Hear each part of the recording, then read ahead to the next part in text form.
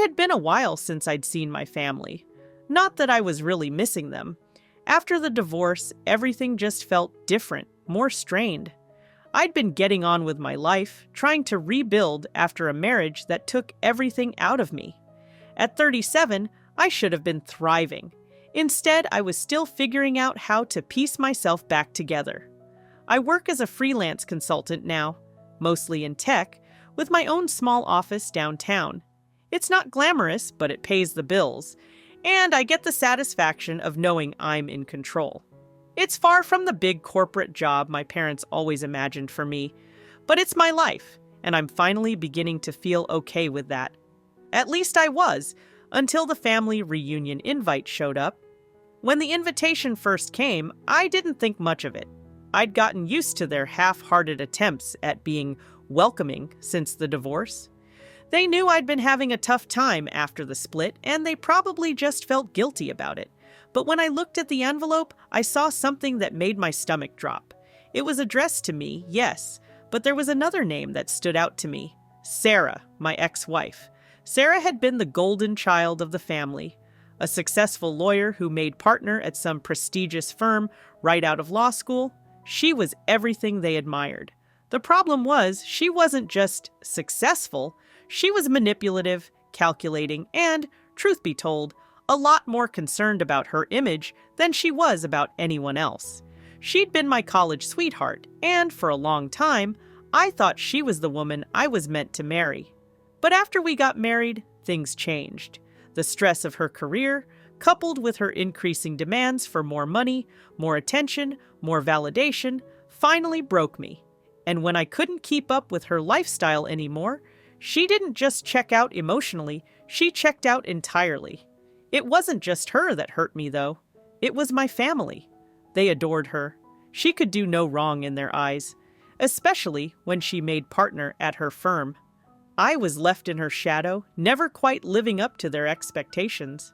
I guess the feeling of inadequacy had seeped into our marriage over time.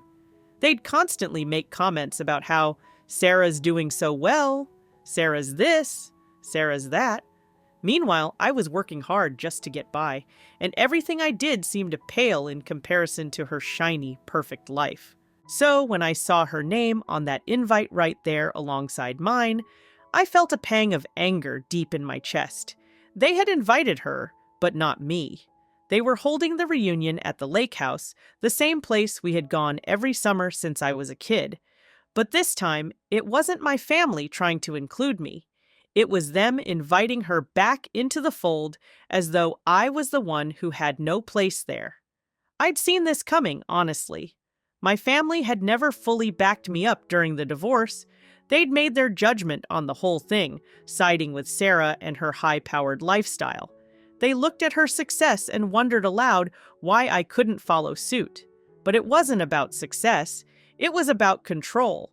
Sarah had always been in control even in our marriage, and I was just the one who eventually broke. But this was the last straw. Seeing her name printed next to mine was a slap in the face. I couldn't understand how they could be so blind to the person she really was. The legal threats, the manipulation, the way she had tried to ruin me during the divorce, it all seemed so easily forgotten, as if it was all just a distant memory. It pissed me off to no end. I remember sitting there, staring at the invitation, my fingers gripping the edges of the paper. It wasn't even the invitation itself that made me furious. It was the idea that they saw her as more worthy of being part of the family than I was. That somehow they had decided that her life was the better one and mine was just disappointing. I didn't want to go. Part of me wanted to ignore it, just throw the invitation away, pretend I didn't care. But I did care, a lot. I was angry. More than angry, I was hurt. And what really got me was how easily they had pushed me aside, how willing they were to let her back in. So I decided I was going. Not to be the man who was left out again, not to be the one who sat quietly while they fawned over her and made me feel invisible. I had something planned. I'd had enough of being treated like I was the problem. I wasn't the problem. The truth was far messier than they realized. The drive to the reunion that weekend, was long and full of tension. As I approached the lake house, I felt a mix of anticipation and anxiety building in my chest. This was it, the moment where I would finally make them see the truth. I had proof of everything. Proof of the way Sarah had tormented me during the divorce, how she had manipulated the legal system to get everything she wanted.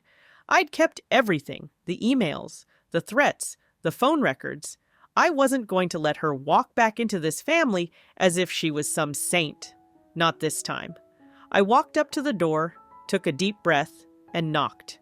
There was no turning back now. The door swung open, and there she was, Sarah. The same perfect hair, the same smile she used to flash at family gatherings when she was the center of attention. I could feel my stomach churn, but I held it together. I had to. This was the moment I'd been planning for. "Hey there," she said in that overly cheerful tone, as if nothing had changed. She stepped back to let me in, but I hesitated on the threshold. "You're late," she said, her voice almost sing-song, "but you know how family reunions go. Everyone's getting drunk on nostalgia." She laughed as if she'd made a funny. I could hear her heels clicking across the hardwood floor as she moved toward the kitchen. I didn't respond right away. I wasn't there for pleasantries. I wasn't there to pretend like everything was okay. I was there to tear down the image she'd carefully constructed for herself. I took a few steps into the house, scanning the familiar faces gathered in the living room. It was like no time had passed at all, except it had.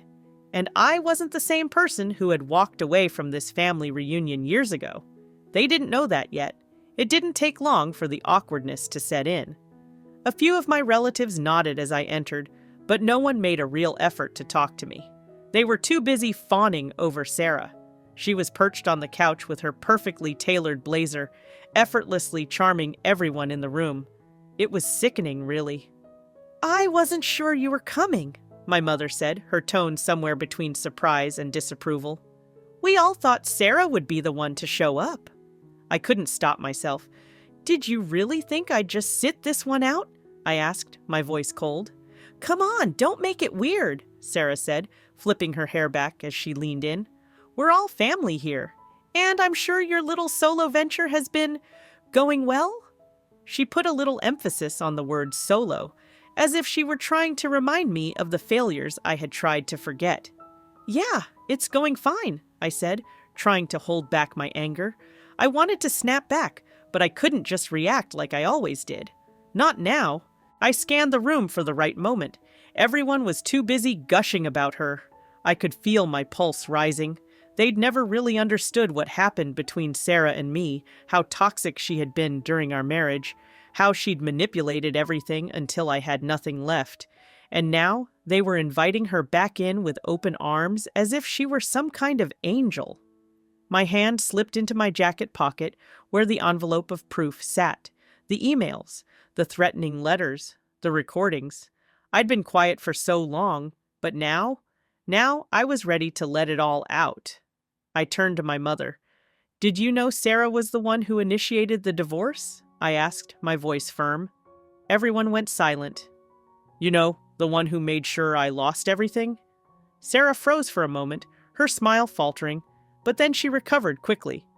"That's not what happened, and you know it," she said, trying to keep her composure. "You were the one who couldn't handle a successful wife. Don't start making this about me now." "Oh, it's about you, all right," I said, my voice low, as I pulled out the envelope. "It's about everything you did to me. It's about the threats you made, the lies you told, the way you used the court system to ruin my life." I slapped the envelope onto the coffee table, and a few heads turned. Sarah's face went white. What are you talking about?" Her voice was shaking now, the confidence cracking. "Look at the papers, Sarah. Or maybe you want me to remind everyone how you had your lawyer send me a letter threatening to destroy my career if I didn't give you what you wanted." I leaned forward. "Or how you took everything, and then some, and made it seem like I was the one who was holding you back? How about I show them the emails where you told me I was nothing without you?" The room was tense. My mother stood, her hand hovering over her mouth. "What is this?" she asked, her voice trembling. "What's all this?" I slid the papers across the table toward her. "Ask Sarah," I said coldly. "She's the one who made it impossible for me to even move on." Sarah was silent, her face pale, and for a moment I thought she might crack. But then she took a deep breath and stood up, her posture straight and rigid. "This is nonsense!" she spat, clearly trying to regain control. "You can't just come in here with these lies." "Oh, they're not lies," I replied. "This is the truth. You've always been the golden child, haven't you? The one everyone looks up to, but behind that perfect image, you're just as ruthless as they come." Sarah's eyes darted to my family, but no one said a word. Her mask was slipping, and I could see the cracks forming in the facade she'd spent years building. She turned to my mother, pleading, "Mom, please don't listen to him. You know how he is. He's just bitter." But my mother wasn't listening anymore.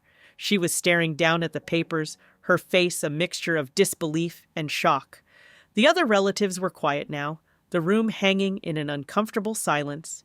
I could feel the shift happening the moment they began to doubt the image Sarah had created. The silence lingered for a beat longer, and I finally said, "Go ahead, keep protecting her, but know that I'm done hiding from the truth." Sarah's eyes flashed with something anger, maybe fear, but it was too late. The truth was out there now. The tension in the room was palpable. I could feel the weight of everyone's eyes on me, and more importantly, on Sarah. Her once flawless composure had crumbled like a paper wall in a storm. She stood frozen, hands gripping the back of the couch, her lips pressed together in a thin line. I was savoring the moment, but I also knew that this was only the beginning. For the next few minutes, no one spoke. My family, ever the loyal followers of Sarah, seemed caught between disbelief and hesitation. My mother had barely moved from where she stood, the envelope still resting on the coffee table. I could feel her confusion, her disappointment, but also her refusal to believe that her perfect little girl could have done anything wrong. She'd always loved Sarah more than me. It was clear now, in a way that no amount of reconciliation could undo. The weight of that hit me, but I pushed it aside. My cousin Claire was the first to break the silence, her voice uncertain. This can't be true, right?" Her eyes darted between me and Sarah. "Sarah, you would have told us if something like this happened, wouldn't you?" I wanted to laugh at how naive she sounded, but instead I turned my gaze to Sarah, waiting for her response. "I don't know what he's talking about," Sarah said, her voice tight but still trying to maintain that air of superiority. "I've always been up front with all of you. He's just bitter about the divorce, and now he's making these ridiculous accusations." Her words stung, but they didn't shake me. If anything, they solidified my resolve. I'd spent years trying to protect her image, hiding my own bruises, but no more. My life had been painted as the failure, but now the truth would finally be out in the open. I crossed the room slowly, letting my presence fill the space. I wasn't backing down, and I wasn't going to let them gloss over this again. "Sarah," I said, my voice steady, "I kept these records because I knew one day the truth would matter more than your lies. You can try to deny it all you want, but you can't erase what's already on paper." She took a step back, her eyes darting nervously to the door, probably considering whether to bolt. But she knew better than to run now. Not with this many people watching, not after I'd made it clear that I wasn't just some person she could walk over. "I'm not the one with the problem here," Sarah snapped, trying to regain some control over the situation. "You are. You always have been. You can't accept that we're better off apart, that I'm better off without you." I clenched my jaw, holding back the anger that was starting to bubble up, but I wasn't going to let her bait me. Not now. The only thing I can't accept is the way you've destroyed everything in your past to get what you wanted. You think your career means more than people's lives, but you're wrong. It's not about success, it's about integrity, and that's something you lost a long time ago. Her face reddened, her breath coming in shallow gasps. She wanted to argue. She wanted to lash out, but she was trapped. I could see it in the way she looked around the room, searching for support that wasn't there. My mother finally spoke, her voice small, almost uncertain. I don't understand. This isn't the Sarah I know. This can't be true. Why would you lie about something like this, Michael? I didn't know how to explain it to her, not the way I wanted to, not without going into details that would destroy her whole picture of what she thought our marriage had been. I wanted to tell her about the late-night arguments, about the months of her cold indifference, about the time Sarah had looked me dead in the eye and told me she didn't love me anymore while asking for more money, more things. I wanted her to understand the pain of giving everything and getting nothing in return, but I knew that wasn't possible. Not right now. I shook my head, taking a breath before speaking again. I'm not asking you to understand everything. I just want you to see her for what she really is. The room was quiet for a long beat, and I felt every second of it. I'd expected this. I'd known my family would hesitate. Sarah was good at what she did. She'd spent years manipulating them into thinking she was the perfect wife, the perfect woman. But now I could see the cracks in the facade, the hesitation in their eyes, the discomfort as they looked between Sarah and me. They were beginning to doubt her, and that was all I needed. Sarah stood up straighter, taking a breath and adjusting her blazer as if she could regain some control. You know, she said, forcing a smile, I think you're overreacting. If you want to air our dirty laundry, that's your choice. But I'm not going to stoop to your level and argue with you in front of everyone. I could feel the condescension in her voice. It was almost laughable. It had always been her defense mechanism act, like the victim, make everyone else look petty while she stayed pristine. But not this time. Not anymore. I leaned in closer. You're not the victim here, Sarah. You never were. And I'm done pretending you are. I'm not the only one who's seen through you. It's clear now, isn't it? My Aunt Karen, who had been silent up until now, spoke up.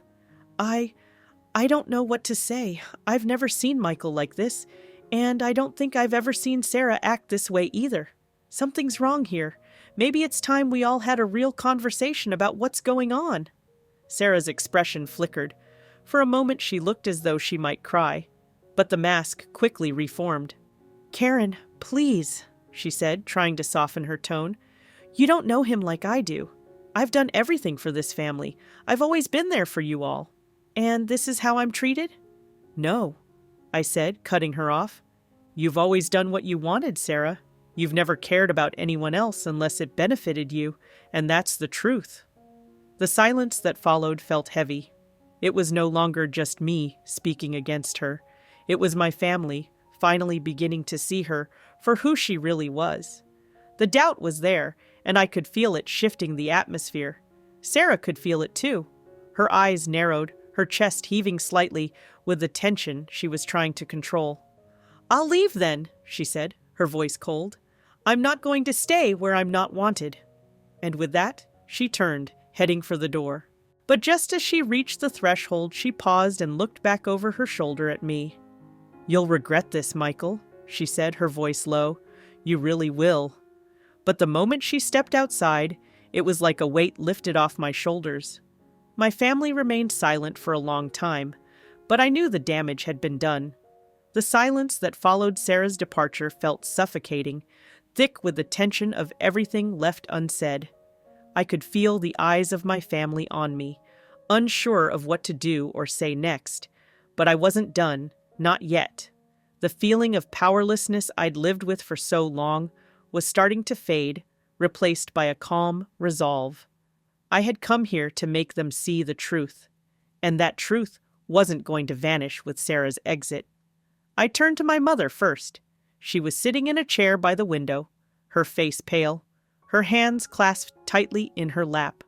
For a moment, I saw the familiar look of concern in her eyes, the same look she'd given me when I was younger, whenever I'd failed to meet her expectations. But this time, the look was different. There was a shift, a crack in the armor of her blind loyalty to Sarah. I wasn't going to let her off easy, not after everything. Mom, I said, my voice quiet but firm, do you still believe everything Sarah told you? Do you still think I'm the one who failed? Her eyes flickered up to mine, and for the first time in a long while, I saw uncertainty there. Michael, I don't know what to think anymore. This is all so much. I shook my head, my anger building again. It's not that complicated, Mom. All I ever wanted was your support. And Sarah? She never cared about you or me. She used us both to get ahead. She manipulated you into thinking she was the perfect woman. But she's not perfect, and neither am I. But I never pretended to be something I'm not. Her eyes filled with tears, but she didn't speak. She couldn't, because she knew, deep down, that everything I said was true. I could hear footsteps behind me, and turned to see my cousin Claire, still looking conflicted, but determined to say something. Michael, I didn't know it was this bad, she said softly. But why didn't you tell us before? I ran a hand through my hair, frustrated. Because I didn't want to be the one who tore the family apart. I wanted to protect us from all of it. But you all were so blinded by Sarah's success that you never saw what she was doing to me, to us. Claire shifted uncomfortably, glancing at the others. But we always thought she was just helping you, Michael. She seemed so strong. We thought you just didn't get it, that maybe you were jealous or... Jealous? The word stung more than I expected, but I kept going. Jealous of her? You don't get it, Claire. I loved her. I was doing everything I could to make it work, but she didn't care. She made sure I didn't matter anymore. I was nothing more than a pawn in her game. Stop, my mother said, suddenly standing up. Stop this. This isn't the Michael I know. Why would you say such things about her? Because it's the truth, I shot back, my voice rising. The truth you've never wanted to see. Sarah isn't who you think she is. And now you're seeing the pieces fall into place. Everything she did to me, how she manipulated the divorce, the lies, the way she tried to turn you all against me, it was all part of her plan. She wasn't trying to leave me, Mom. She was trying to control me, and when I didn't bend to her will, she destroyed me. The words hung in the air, heavier than I expected. My mother stared at me, her face a mixture of anger and disbelief, but also something else. Guilt? Regret? I couldn't tell, but it was there. I didn't know, she whispered. I didn't know she was capable of that. I nodded, taking a step toward her. That's the problem, Mom. You never saw it because you were so caught up in her shine. But that shine? It was just a mask. And now that it's falling away, maybe you'll see me for who I really am. There was a pause, a moment of quiet understanding. The tension in the room was thick, almost suffocating, but I wasn't finished yet. I turned to the rest of the family, their faces a mixture of confusion, disbelief, and something like shame. I don't expect you to believe me all at once, but I'll tell you this. Sarah's not the victim here, and I'm not the villain. I've spent years thinking I was the one who messed up, that I was the one who didn't measure up to her standards. But I'm done with that. I'm done apologizing for not being who she wanted me to be. I felt the weight of the years behind me, the weight of all the moments where I had bent over backward to try and make my family proud, only to be left in the dust. This wasn't just about Sarah anymore. It was about me, about reclaiming the life I'd let slip away in the shadow of her success. I wasn't just here to expose her, I was here to expose everything. The lies, the manipulation, the way they had all let me suffer quietly while they fawned over her. Look at what she did to me, and then ask yourselves, how long are you going to keep pretending you don't see it? The silence that followed was deafening. My heart pounded in my chest as I waited for some kind of reaction. And then, one by one, my family began to shift. My Aunt Karen, who had been quiet all along, was the first to speak. I didn't know, she said softly. I didn't realize. I thought you were just struggling, Michael. But now I see it. I see the way she treated you. My mother, her face pale, slowly sank back into her chair. I never wanted to believe it, she whispered, her voice trembling. But I see it now. You were always the one trying to make things work, weren't you? She wasn't... The words trailed off, and I saw something shift in her expression, a flicker of understanding. It wasn't an apology, not yet. But it was a crack in the wall she had built around herself, around her beliefs about Sarah.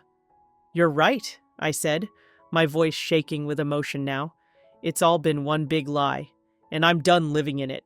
I'm done being your punching bag." Just then, the door opened and Sarah stepped back inside. Her face was flushed, her eyes wild with panic, but she froze when she saw the looks on my family's faces. The expressions had shifted, no longer filled with admiration, but uncertainty.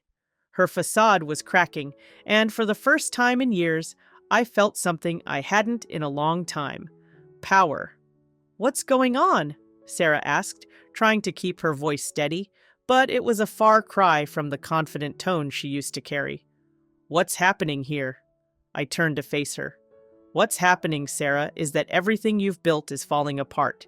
You can't manipulate us anymore. Not me, not anyone." Her eyes widened as she realized the truth had finally been exposed. She tried to say something, anything to regain control, but it was too late. The room had already turned against her. "Get out," I said calmly. "You've done enough damage. Go." Her eyes locked onto mine one last time, full of fury and disbelief. But I didn't flinch. I wasn't scared anymore. This was my moment, and it felt like I was finally free. She turned on her heel and stormed out, leaving behind nothing but the echo of her footsteps. The room remained silent for a long time, but this silence was different. It was the kind of silence that comes after a storm, after the winds have blown everything apart and you're left to pick up the pieces. I didn't need to say anything else. They knew, and I was finally done hiding. The silence that followed Sarah's departure felt like a weight I hadn't realized I was carrying. The room was still, the air thick with the remnants of everything that had just unfolded. It wasn't just the shock of Sarah's exit, though that was heavy enough. It was the weight of everything that had come before years of quietly suffering while my family adored her.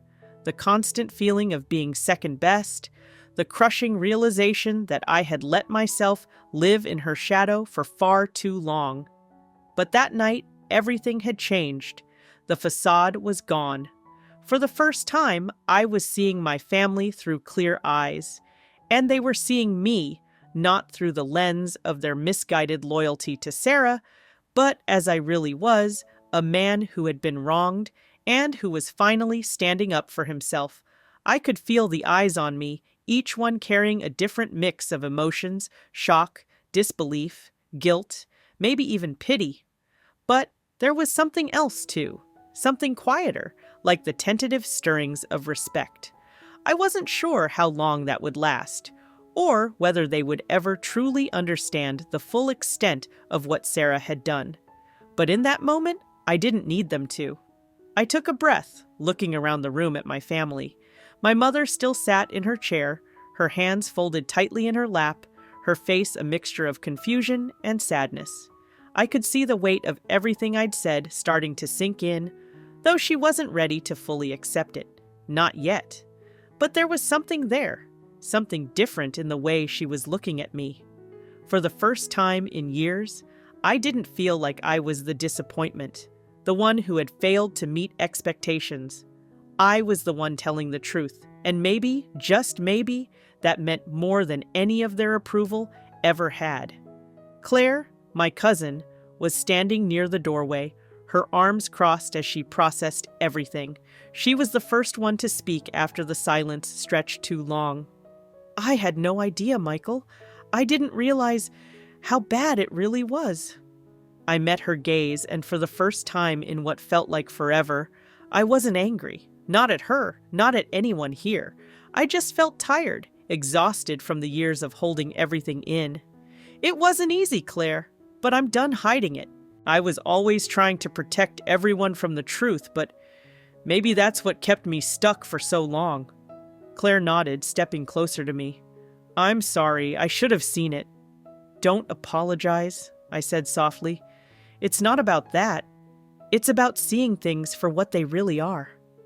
My mother finally stood, walking over to me slowly.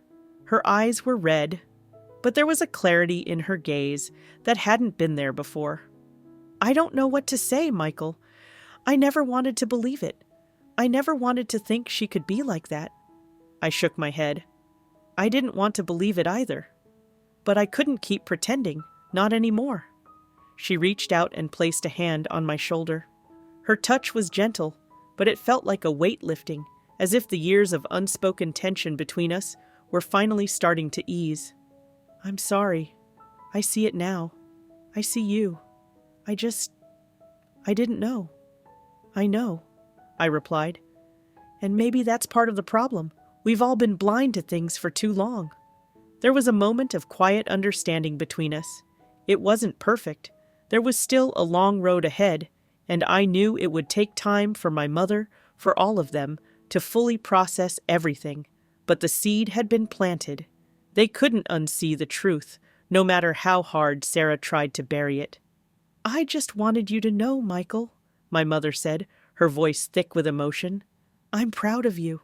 I'm proud of the man you've become, even if it took me a while to realize it. Those words hit me harder than I expected. For so long, I'd lived in the shadow of expectations, trying to meet standards that were never truly mine to begin with.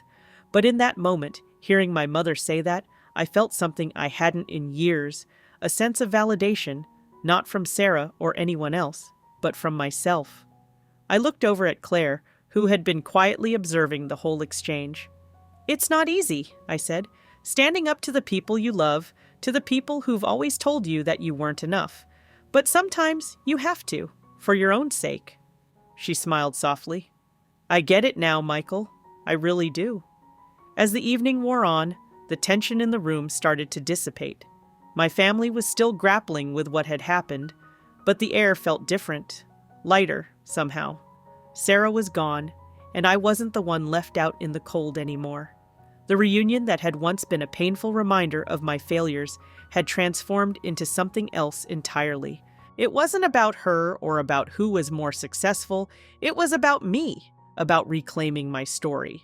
That night, as I lay in bed, the sound of crickets outside the window, I couldn't help but feel a strange sense of peace. I had come here to expose Sarah, to show my family the truth about who she really was. But in the process, I had exposed something else too, the strength I had hidden inside for all these years. I hadn't just stood up to Sarah. I had stood up to my family's blind expectations, to the life I thought I had to live, and to the version of myself I had allowed them to dictate. The next morning, my phone buzzed. It was a message from Claire. I talked to Mom. She wants to meet with you. She's ready to listen. When you're ready, we'll be here. I smiled to myself. It wasn't perfect, and it wasn't over. But it was progress. It was the beginning of something new, a life I was finally building on my own terms. The truth had set me free, and for the first time in a long time, I felt like I was finally living for me.